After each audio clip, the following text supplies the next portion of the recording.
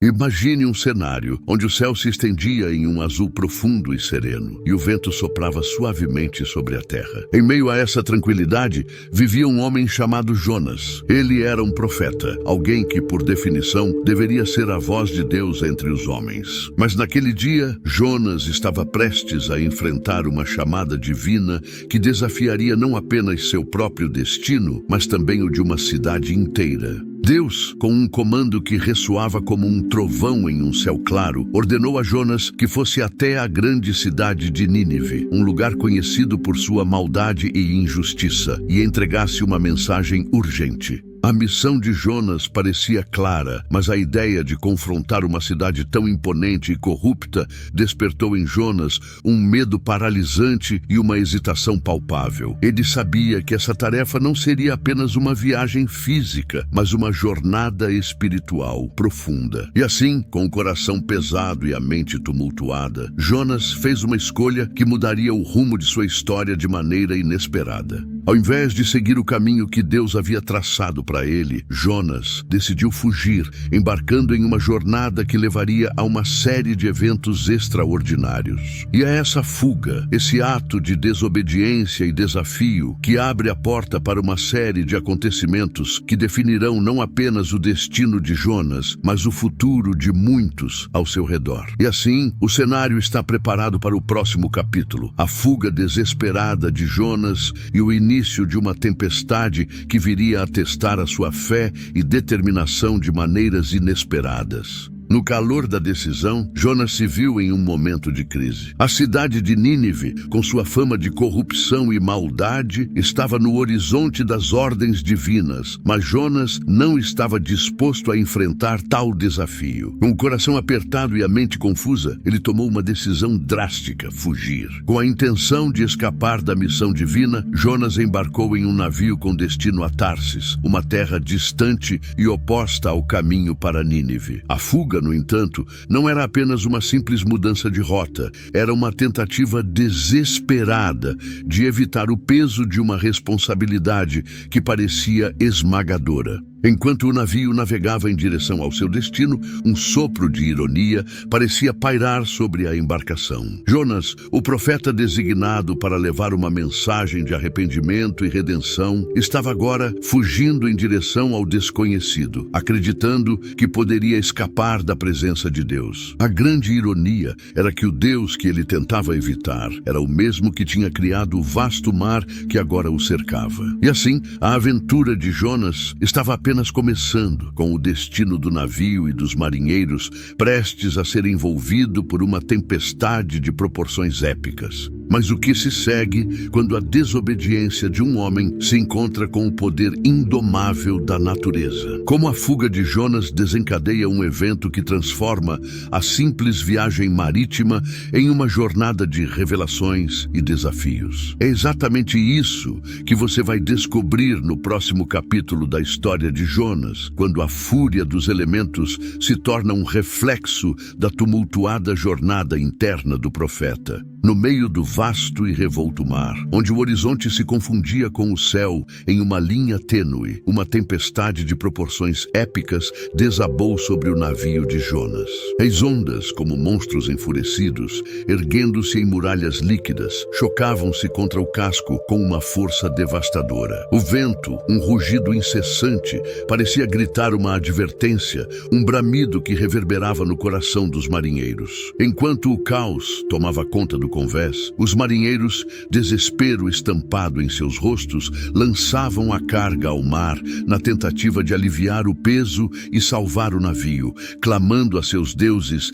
na esperança de um milagre. No entanto, Jonas, alheio à tempestade que ameaçava engolir tudo ao seu redor, encontrava-se profundamente adormecido no porão do navio. O sono dele, inabalável e tranquilo, era um contraste perturbador com o tumulto que se desenrolava acima. A ironia da situação não podia ser mais clara. O profeta, que deveria ser a voz de Deus, estava completamente ausente enquanto a fúria divina se manifestava de forma tão poderosa. A tempestade não era apenas uma força natural, mas um símbolo da desobediência de Jonas e do confronto iminente entre o homem e o plano divino. Assim, enquanto o navio lutava contra as ondas e os marinheiros buscavam desesperadamente uma solução, o conflito interno de Jonas estava prestes a ser revelado de uma forma que ele nunca poderia imaginar. À medida que a situação se agravava e os marinheiros tomavam medidas drásticas para descobrir a causa daquela calamidade, a tensão e a expectativa só aumentavam, criando um cenário perfeito para a próxima reviravolta na história de Jonas. O céu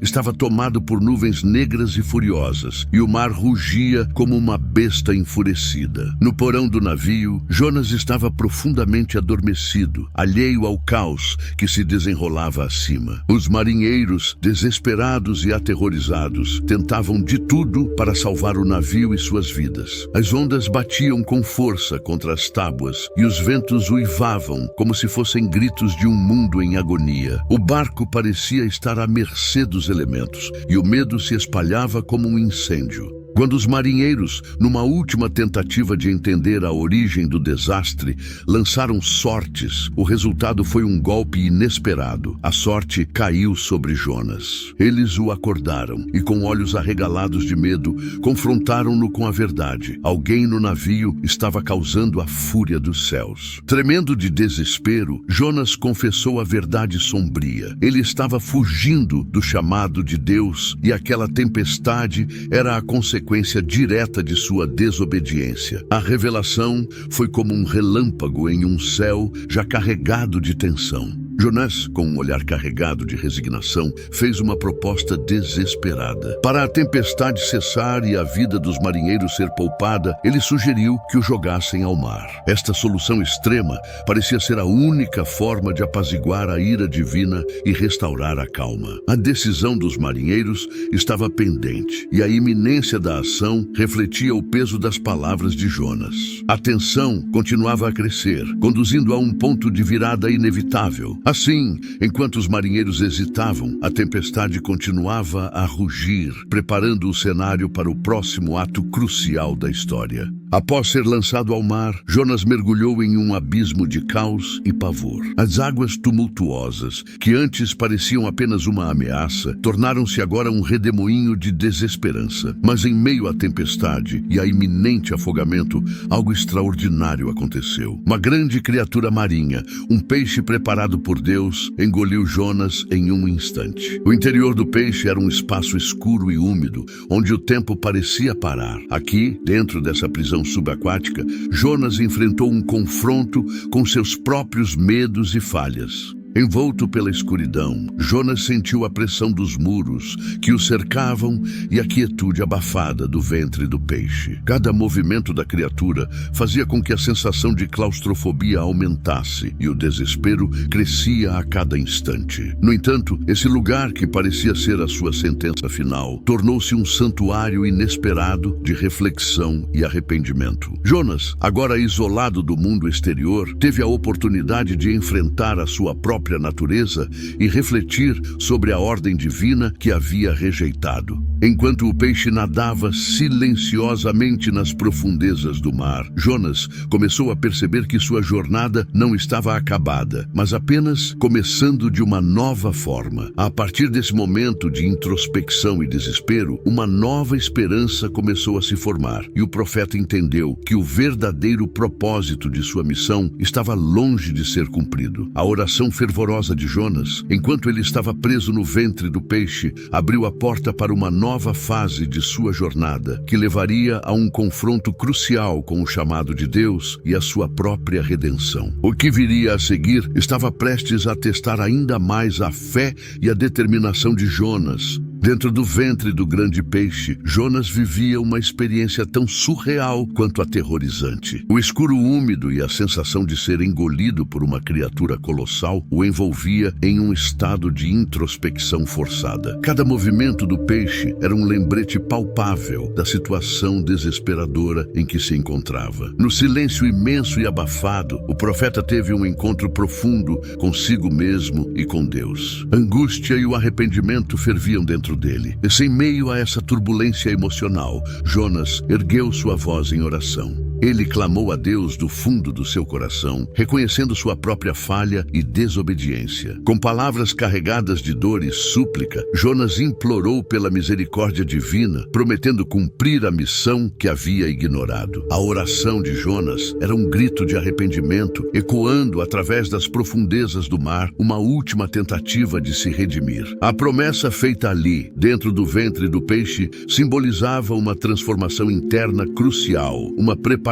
para a nova etapa que estava por vir. E assim, a resposta de Deus estava prestes a mudar o curso da história de Jonas, preparando-o para a libertação que se seguiria. Imagine a cena. Após 3 dias e 3 noites em um ventre que mais parecia um labirinto de trevas, um gigante peixe, quase um monstro marinho, começa a se mover lentamente para a superfície. Dentro dessa prisão submarina, Jonas sentia-se como se estivesse em um sepulcro vivo, mergulhado em um silêncio opressor que era, ao mesmo tempo, um refúgio e um tormento. Então, o momento de tensão atinge seu clímax. O peixe, obedecendo ao comando divino, vomita Jonas em uma praia deserta, coberta pela luz do amanhecer. A areia fria sob seus pés e o ar fresco do mar eram contrastes chocantes com o calor úmido do ventre do peixe. Jonas, agora livre, se vê em uma nova etapa de sua jornada. Este retorno à terra firme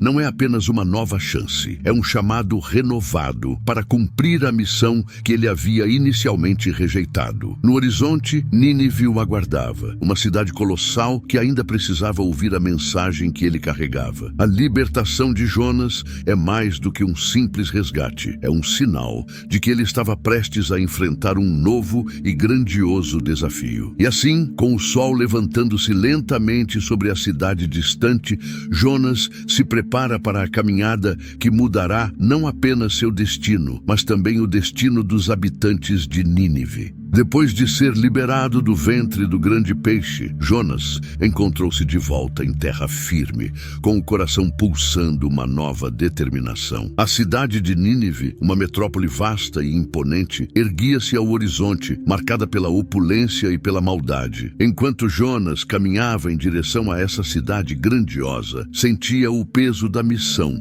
que carregava. Cada passo era um reflexo de sua jornada interna, uma luta entre o medo e a fé. A estrada para Nínive não era apenas uma travessia física, mas também uma travessia espiritual. O deserto, com suas areias quentes e seu sol escaldante, parecia uma metáfora para a árdua tarefa que Jonas enfrentava. A cidade à sua frente parecia um monstro de 1000 cabeças. Seus muros altos e suas ruas movimentadas prometiam desafios imensos. O calor do deserto parecia se intensificar a cada passo, como se o próprio ambiente estivesse testando a coragem de Jonas. À medida que se aproximava, Jonas via as torres e as construções grandiosas de Nínive, uma cidade que era símbolo do poder e da corrupção. O som do burburinho das ruas começava a se tornar audível, misturado com o cheiro de especiarias e a poeira da cidade. A expectativa e o nervosismo cresciam dentro dele, e a iminência da missão tornava-se palpável. O que Jonas não sabia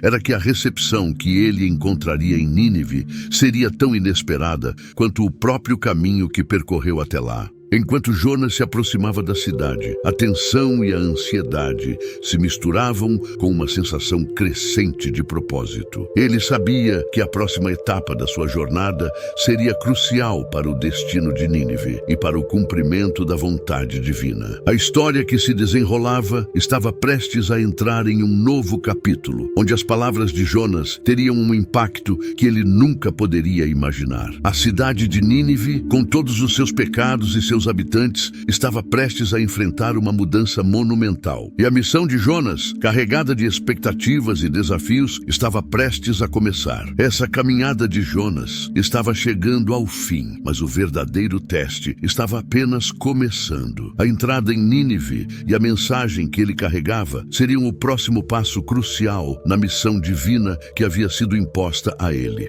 Jonas chegou a Nínive e a cidade parecia se estender infinitamente diante dele, como um vasto mar de construções e vidas entrelaçadas. Cada rua e mercado vibrava com uma energia frenética. A cidade pulsava com uma maldade que era quase palpável. Com o coração acelerado e a mente repleta de dúvidas, Jonas iniciou sua pregação. Ele caminhava pelas ruas, suas palavras cortando o ar como uma lâmina afiada, ecoando pelas vielas e praças. Em 40 dias, Nínive será destruída, proclamava com uma voz carregada de urgência e desespero. Sua mensagem era um grito estrondoso no meio da agitação da cidade, um alarme que reverberava através dos muros e portas, penetrando os corações dos ninivitas. O impacto foi imediato e profundo. As pessoas começaram a parar e ouvir, a surpresa estampada em seus rostos. Cada palavra de Jonas parecia acender uma centelha de reflexão e temor. Com o passar das horas, a cidade que antes estava imersa em uma rotina caótica e desregrada começava a mudar. Pessoas saíam de suas casas, ajuntando-se para ouvir mais, o murmúrio coletivo crescendo em intensidade. A mensagem de Jonas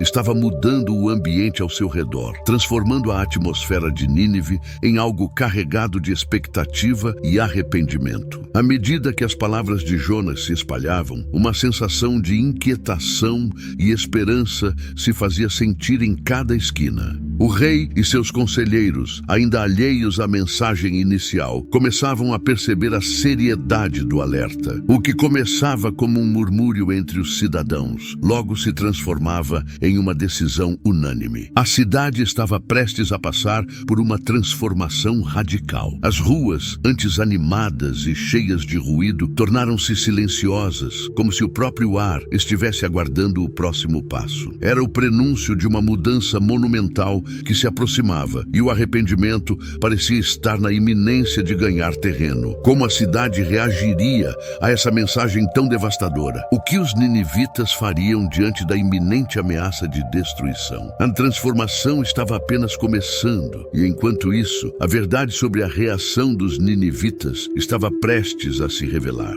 A cidade de Nínive estava em alvoroço. As palavras de Jonas, carregadas de uma gravidade palpável, haviam se espalhado como um incêndio, tocando o coração de cada habitante. De repente, o que parecia ser um dia comum, virou uma corrida desesperada pela salvação. Os ninivitas, de joelhos e com rostos marcados pela angústia, ouviram a mensagem e a abraçaram com uma urgência que transformou a cidade em um mar de sacos e cinzas. Era como se o próprio chão de Nínive estivesse clamando por misericórdia, cada rua e cada canto reverberando com um lamento coletivo. No centro dessa transformação, o rei, uma figura de poder e autoridade, também se vestiu de saco e se abaixou em sinal de arrependimento. Ele emitiu um decreto, pedindo que todos se voltassem para Deus com um coração contrito. A ordem era clara: desde os maiores até os menores, todos deveriam clamar a Deus, reconhecendo suas falhas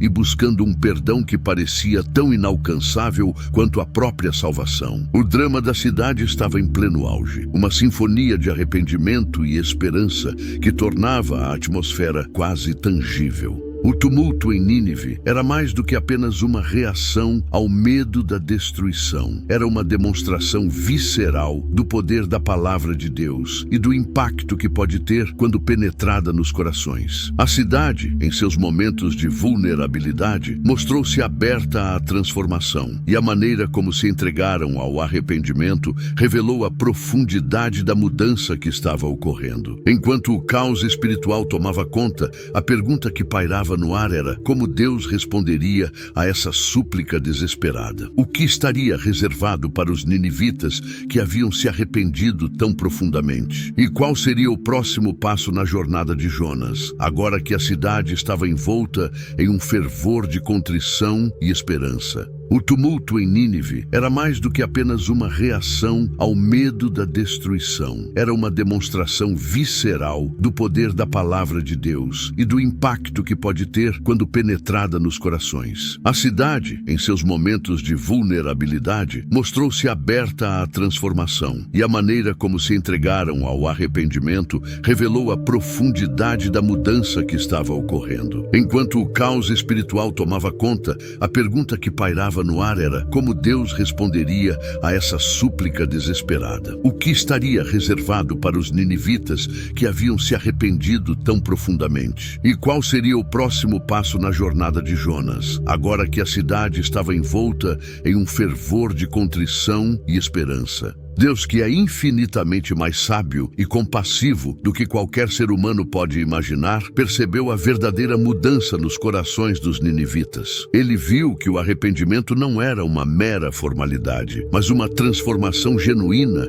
que brotava das profundezas de suas almas. Em um ato de pura misericórdia, Deus decidiu poupar Nínive, estendendo um perdão que desafiava a lógica e a expectativa. A decisão divina era um reflexo da imensidão da graça de Deus, mostrando que a redenção estava ao alcance de todos, independentemente do tamanho de seus pecados. Enquanto a cidade celebrava sua inesperada salvação, Jonas observava com uma mistura de frustração e incredulidade. O profeta, que esperava ver o fogo da justiça divina consumir a cidade, se viu diante de um cenário oposto. Nínive estava viva, vibrante e, acima de tudo, perdoada. Mas o desafio de Jonas estava longe de terminar. Em meio ao alvoroço da cidade salva, ele se retirou para um lugar isolado, ainda lutando com a profundidade da compaixão divina. O cenário estava montado para que uma nova lição fosse revelada, e a reação de Jonas se tornaria o foco de um novo capítulo da sua jornada. Agora, o que será que aconteceria com Jonas em sua luta interna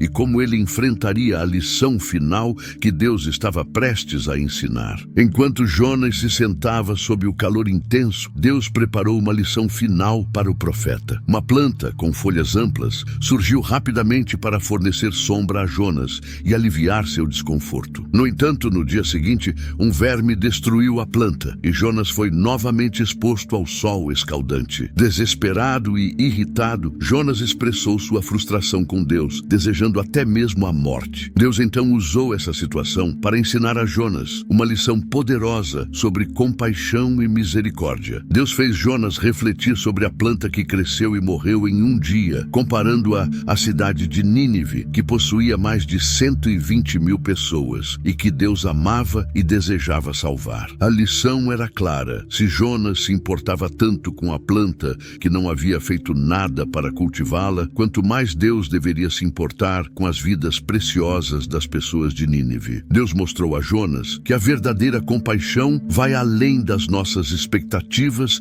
e preferências pessoais, abrangendo todos, mesmo aqueles que parecem não merecer. A história de Jonas termina com um convite à reflexão sobre o profundo amor e a misericórdia de Deus, que estão disponíveis para todos. A mensagem que Deus quis transmitir através de Jonas é uma chamada para que possamos aprender a ver o mundo com os olhos divinos, reconhecendo que a misericórdia e a compaixão devem prevalecer sobre o julgamento e a condenação.